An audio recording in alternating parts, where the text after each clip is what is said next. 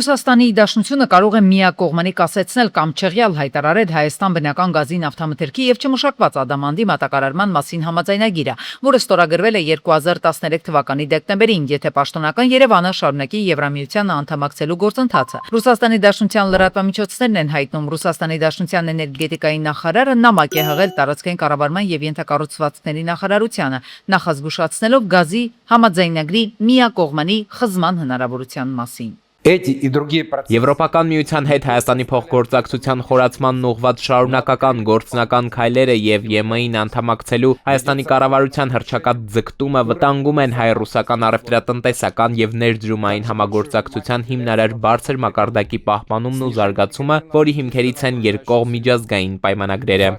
Ցիվիլևի ձևակերպմամբ Եվրամիությանն անդամակցելու Հայաստանի փորձերը չեն համապատասխանում տասնամյակների ընթացքում երկու երկրների միջև հարգանքի, փոխշահաբետության հիման վրա կառուցված գործընկերության բնույթին եւ Ռուսաստանի կողմից բազմիցս ձեռնարկված գործողություններին ուղղված Հայաստանի կարևորագույն կարիքները արտոնյալ հիմունքներով ապահովելուն։ Եվրասիական տնտեսական միությունից դուրս գալու դեպքում Հայաստանի համար գազի արտոնյալ գինը կդառնա շուկայական։ Եթե կողմնորոշման տեսանկյունից իրենց շահերի առումով իրանք տեսնեն որոշակի անհամապատասխանություն, լինելու են կոշտ վերանայումներ, այդ թվում նաև գազի մատակարարումների, արտահանման, ներմուծման պայմանների եւ այլն։ 2013-ի համաձայնագրով Ռուսաստանն անժամկետ չեղարկել է Հայաստան նավթամթերքի գազի եւ ադամանդի մատակարարման արտահանման մաքսատուրքերը։ Ըստ համաձայնագրի Մոսկվան Երևանին նավթամթերք է եւ գազ է մատակարարում ներքին սպառման ծավալներով, որոնք հաստատված են ինդիկատիվ հաշվեկշիռներով։ Փաստաթղթով նաեւ սահմանվում է, որ համաձայնագրի գործողության դադարեցման դեպքում կողմերից որևէ մեկի նախաձեռնությամբ շարունակում են գործել Հայաստանի պարտավորությունները Ռուսաստանին փոխհատուցումներ վճարելու կամ չվճարված գումարները որպես Ռուսաստանի պետական պարտք ճանաչելու վերաբերյալ, մինչև դրանց ամբողջական կատարումը։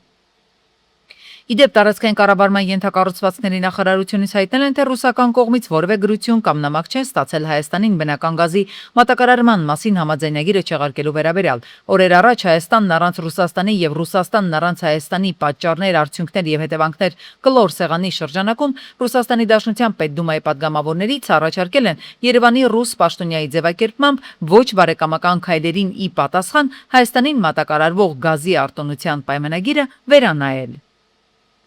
Ռուսաստանի Դաշնության փոխվարչապետ Օվերչուկը լրագրողների հետ ճեպազրույցում հայտնել է, որ Հայաստանը չի պատրաստվում դուրս գալ Եվրասիական տնտեսական միությունից, քանի որ ըստ Ռուսաստանի փոխվարչապետի քաջ գիտակցում է անդամակցությունից ստացվող արտոնությունները։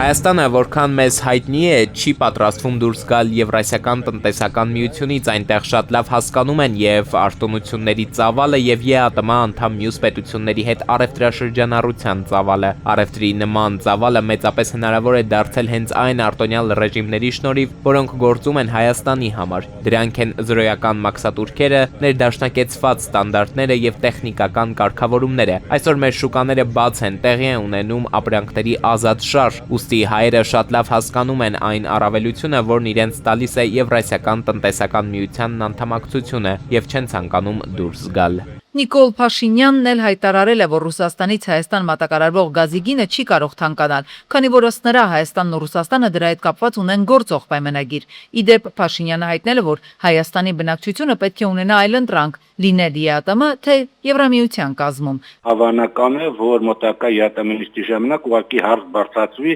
Հայաստանի անդամակցությունը ԵԱՏՄ-ին ծառայեցնելու վերաբերյալ։ Հայաստանի գործադիր ղեկավարը հայտնել է նաև, որ հայ ժողովուրդն ունի այլընտրանք, եւ ըստ նրա այս ամենի դեմ սպառնալիքներով պատասխանողներն իրենք իրենց դեմ են գործում, առաջարկ ներկայացնելու փոխարեն։ Գյորջյան Կասկադ 60 ամիս փուլային վճարում բազմաթիվ առավելություններ։ Հայաստանի Հանրապետության քաղաքացիներ Արայիկ Հարությունյանի, Արկադի Ղուկասյանի, Բակո Սահակյանի, Դավիթ Իշխանյանի, Դավիթ Բաբայանի, Լևոն Մնացականյանի եւ մյուս անձանց դատավճռի դեմ իրականացված վերաքննիչ բողոքն ընդունվել է վարույթ։ Այս մասին հայտնել են ադրբեջանական ԶԼՄ-ները։ Նշվում է, որ գործը քննվելու է Բաքվի վերաքննիչ դատարանում։ Դատավոր Էլմար Ռագիմովի նախագահությամբ դատական գործընթացը սկսվում է այսօր։ Բաքվում կեղծ մեղադրանքներով 20 տարվա ազատազրկման դատապարտված գործարար բարերար Արցախի նախկին պետնախարար Ռուբեն Վարդանյանի ծննդյան օրն է, նա դառնում է 58 տարեկան։ Նշենք, որ բարերարն արդեն 3-րդ անգամ է իր ծննդյան օրը տոնում է ադրբեջանական Բանտում եւ այնտեղից հերթական ուղերձն է հղել, անդրադառնալով առաջիկա խորհրդարանական ընտրություններին։ Ես ուզում ասեմ, որ մենք պետք է բոլորս հասկանանք, որ մեր առջև մեծ մարտահրավերք է։ Սա ընտրությունների հարց չի, սա հարցը, որ պատերազմը չի վերջացել, պատերազմը շարունակում է։ Եվ պատերազմը շարունակում ոչ ռազմական, այլ ուրիշ ձևով։ Եվ հիմա, երբ որ մեզ Ռուսաստանի եւ Եվրոպական միության մեջ փորձում են կռվածնել, ամենավտանգավորենը, որ մենք վերջում ընկնելու ենք երրորդ ուժի տակ, եւ այդ երրորդ ուժը նստած սպասում է, ոնց է մենք դառնալու իրենց կախված եւ տնտեսական եւ պարանյութական եւ տեղեկատվական եւ տեխնոլոգիաներով Անկախ պետությունների համագործակցությունում ուշադրության կենտրոնում են հայտնվել Հայաստանի եվրաինտեգրման վերաբերյալ հայտարարությունները եւ Երևանում անցկացված Եվրամիության գագաթնաժողովը Ուկրաինայի հարցով։ ԱՊՀ գլխավոր քարտուղար Լեբեդևը նշել է, որ կազմակերպությունը չի կարող անտեսել այդ զարգացումները, ընդգծելով, որ Հայաստանը միաժամանակ շարունակում է մնալ ԱՊՀ, ՀԱՊԿ եւ ԵԱՏՄ անդամ, օգտվելով դրանց ընձեռած հնարավորություններից։ Հայաստանի ընդդիմադիր ուժերը պարբերաբար բարձրացնում են շուրջ 300,000 ադրբեջանցիների Հայաստան վերադարձի թեման, հիմնվելով Ադրբեջանի նախագահ Ալիևի հայտարարությունների վրա։ Հայաստանի ազգային ժողովի նախագահ Ալեն Սիմոնյանը իր Facebook-յան էջում տեսանյութ է տեղադրել, որտեղ անդրադարձել է այդ թեմային։ Բանակցություններում նրանք առաջ են մղում իրենց գալու եւ Հայաստանում ապրել, արդյոք հնարավոր է, որ ադրբեջանցիները գան եւ ապրեն Հայաստանում։ Գիտեք ինչ, վերջին իրադարձությունները ցույց են տալիս, որ առնվազն մոտ ժամանակահատվածում անհնար է։ Չէ։ Հասկանամ արևմտյան ադրբեջանցիների ըստ Չի եղել ու չի կարող լինել, մոռացեք այդ արևմտյան։ Հայաստան ուզում են գան այստեղ ապրեն, որ նոր ստորագրվի խաղաղության Լսեք, ես դա չեմ տեսնում։ Նյու Յորքում հանդիպել են ՄԱԿ-ի գլխավոր քարտուղարն Ադրբեջանի արտգործնախարար Ջեյհուն Բայրամովը։ ՄԱԿ-ի անվտանգության խորհրդի շրջանակում անցկացվող բաց քննարկումների ընթացքում ի թիվս այլ հարցերի քննարկվել է նաև Հայաստան-Ադրբեջան հարաբերությունների կարգավորման գործընթացը։ Ադրբեջանական լրատվամիջոցների տեղեկացմամբ անդրադարձ է կատարվել նաև նախկին հարկադիր տեղահանվածների վերադարձի ապահովման վստահության ամրապնդման ու տարածաշրջանի ականազերծման խնդիրներին։ Եվրասիական տնտեսական միությունից դուրս գալու դեպքում Հայաստանը ռիսկ է ենթարկում իր ապրանքաշրջանառության գրեթե 40%-ը։ Ուսումնասիրելով ազգային վիճակագրական ծառայությունների տվյալները, գործակալությունը նշել է, որ ԵԱՏՄ-ին անդամակցությունից հրաժարվելու դեպքում Երևանը կարող է զրկվել առևտրային արտոնություններից, որոնք ստանում է միությունում գտնվելու հաշվին։ Այն է միավորման երկրների համար 5%-անոց միասնական ցածր սակագնային դրույքաչափից եւ մի շարք դեպքում նույնիսկ ապրանքների անմաքս ներմուծման իրավունքից։ Ռուսաստանը էներգառեսուրսների հուսալի մատակարար է հատկապես իր գործընկերների համար, սակայն գազի արտոնյալ գինը, որը գրավում է Հայաստանին, կարող է սկսել ձևավորվել շուկայական հիմունքներով, եթե Երևանը որոշի լքել Եվրասիական տնտեսական միությունը։ Այս մասին ճեպազրույցի ժամանակ հիշեցրել է Պեսկովը, նա մասնավորապես մատնանշել է հայկական ղեկավարության հայտարարություններն այն մասին, որ գոյություն ունի ռուսական գազի բավականին գրավիչ, ավելի քան արտոնյալ գին։ Ռուսաստանի Դաշնության նախագահի մամուլի քարտուղարը հստակեցրել է, որ խոսքը իհարկե Եվրամիության մասին է։ Դա իսկապես այդպես է։ Ռուսաստանը մնում է էներգակիրների հուսալի եւ պատասխանատու մատակարար բոլոր երկրների համար եւ հատկապես մեր մերձավոր դաշնակիցների ու գործընկերների։ Նման ռեժիմն անհնար է այլ ինտեգրացիաների մասնակիցների համար։ Երկուշաբթի առավոտյան նավթային շուկայում կտրուկ գնանկում արձանագրվեց, ցույց տալով, թե որքան զգայուն են բորսաները մերձավոր արևելքից եկող ազդակների նկատմամբ։ Լոնդոնի բորսայում Brent տեսակի նավթի հուլիսյան ֆյուչերսները էժանացել են $5.94, հասնելով 1 բարելի դիմաց $97.6։ Վաշինգտոնի եւ Թեհրանի միջև հնարավոր համաձայնության մասին լուրերը բավական էին, որպեսզի միջազգային բորսաներում նավթի գները ժամերի ընթացքում նահանջեն, սակայն փորձագիտական դաշտում լավատեսությունը չափավոր է։ Չնայած խաղաղ համաձայնագրի եւ Հորմուզի նեղուցում ստեղծված իրավիճակի հետ կապված բոլոր վերապահումներին եւ ռիսկերին, թունելի վերջում լույս է երևացել եւ դա կբերի նավթի գների որոշակի նահանջի կարճաժամկետ հեռանկարում։ Նավթի գնանկմանը զուգահեռ միջազգային շուկաներում թուլացել են նաև դոլարի դիրքերը։ Սովորաբար նավթի գների անկումը ամրապնդում է ամերիկյան արժույթը, սակայն այս անգամ գործում է այլ տրամաբանություն։ Աշխարհաքաղաքական լարվածության թուլացումը նվազեցնում է դոլարի որպես ապահով ակտիվի պահանջարկը։ Ներդրողները անցում են կատարում կանխիկ դոլարից, նախապատվությունը տալով ավելի ռիսկային գործիքներին։ Մենք նախկինում եւս հայտնվել ենք նման իրավիճակներում, սակայն բանակցությունները տապալվել են։ Շուկայի մասնակիցները կպահպանեն զգուշավորություն եւ չընտրվի չափազանց լավատեսական տրամադրություններին։ Նույնիսկ եթե դիվանագիտական համաձայնագիրը ստորագրվի, մատակարարումների վերականգնումը ժամանակ է պահանջելու։ Տարածաշրջանում նավթագազային ենթակառուցվածքների վնասված լինելը թույլ չի տա արագ վերադառնալ նախապատերազմյան ծավալներին։ Ըստ վերլուծությունների առաջարկի եւ պահանջարկի իրական հավասարակշռումը հնարավոր է միայն 2027 թվականին։ Ավելին, մասնագետներն ահազանգում են, որ Ասիայից հետո նավթի պակասի վտանգը մոտենում է Եվրոպային եւ Միացյալ Նահանգներին։ Համաշխարհային պաշարների վերաբերյալ պաշտոնական տվյալները կարող են մոլորեցնող լինել, քանի որ հումքի զգալի մասը անհրաժեշտ է խողովակաշարերի անվտանգ աշխատանքի համար եւ անհասանելի է անհապաղ օգտագործման նպատակով։ Ասիան արդեն հասել է այդ մակարդակին։ Եվրոպային կպահանջվի մոտ 1 ամիս, իսկ ԱՄՆ-ում խնդիրները կարող են սկսվել հուլիսին։ Նավթի եւ դոլարի ընթացիկ գնանկումը փորձագետները գնահատում են որպես շուկայի էմոցիոնալ արձագանք, որի հետագա ընթացքը կախված կլինի Վաշինգտոնի եւ Թեհրանի վերջնական ձևակերպումներից։ Արդեն երկար ժամանակ է, ինչ սոցիալական ցանցերը դարձել են մեր առօրյայի անբաժանելի մասը։ Շատերը օրը սկսում են եւ ավարտում են հեռախոսի էկրանի դիմաց, հաճախ անգամ չնկատելով, թե որքան ժամանակ են անցկացնում վիրտուալ միջավայրում։ Միջազգային հետազոտողների համաձայն միջին օգտատերը օրական ավելի քան 2 ժամ է անցկացնում սոցցանցերում, ինչը հանրագումարում տարիների ընթացքում վերածվում է մարդկային կյանքի զգալի հատվածի։ Մասնագետների կարծիքով խնդիրն ամենևին էլ միայն ժամանակի կորուստը չէ։ Սոցցանցերը ժամանակի ընթացքում փոխում են օգտատերերի ուշադրությունը։ Սոցիալական ցանցը կարծես այդ ինֆորմատիվ դաշտի բազմազանությամբ հնարավորություն է տալիս ստեղծել այնպիսի մի դաշտ, որտեղ մարդու պահանջմունքային հենքը կարող է փոփոխության արագ ենթարկվել։ Հոգեբանների դիտարկմամբ սոցիալական ցանցերը կառուցված են այնպես, որ մարդը մշտապես ցանկանա վերադառնալ դրանց։ Անընդհատ թարմացվող բովանդակությունը, նոր տեղեկությունների հոսքն ու ոչինչ բաց չթողնելու փափագը,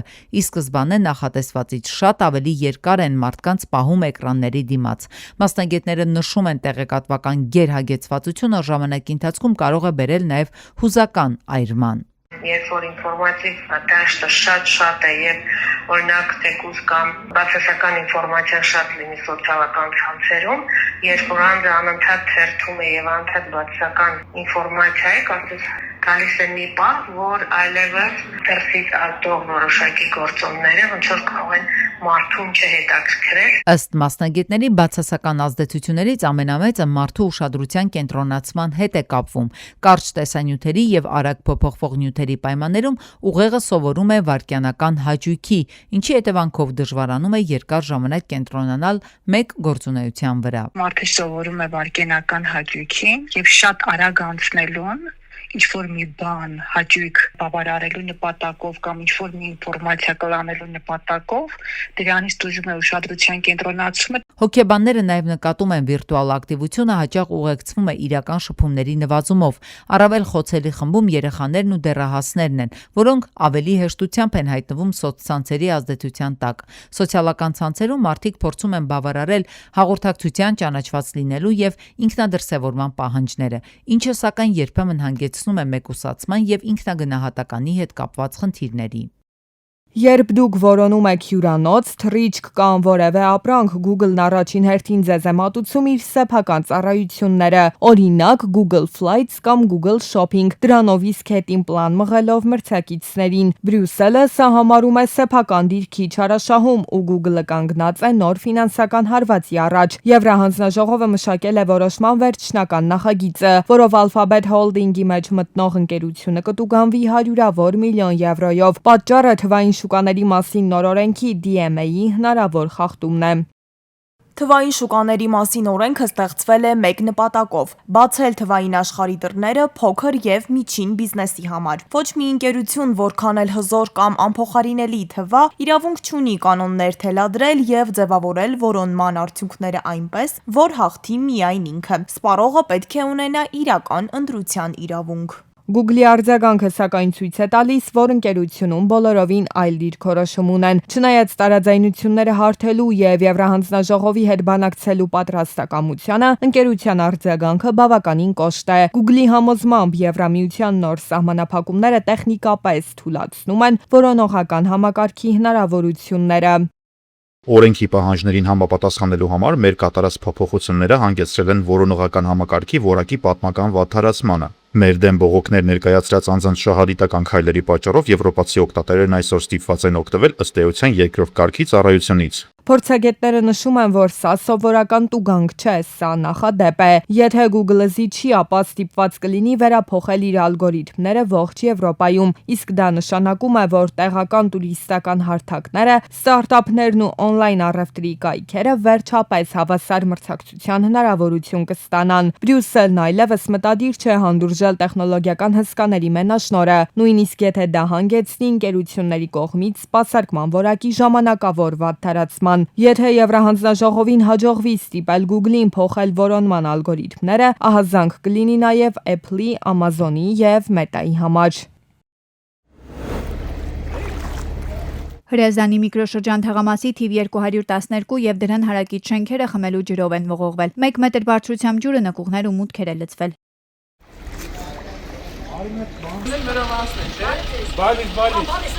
Այս քանի ժամ է այս վիճակն է։ Առավոտից Փրկարարության Հրազդանի շրջփրկարարական ջոկատի փրկարարները քաղաքացիների հետ շենքից տարհանել են 50-ից ավելի բնակչի, այդ թվում երեխաների։ Նաև մեքենաներ են դուրս բերել։ ամբողջ մուտքերը հեսա տեսնում եք։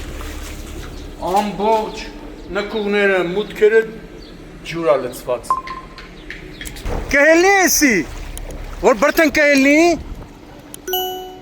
Գիշերվանից են Վեոլիա ջուր զանգահարել, բայց ժամանել են առավոտյան։ Փրկարարները հատուկ տեխնիկայով ու խողովակներով փորձել են ջուրը դուրս բերել, իսկ Վեոլիա ջուր ընկերության աշխատակիցներն էլ վթարը վերացնելու ուղղությամբ աշխատանքներ են իրականացրել։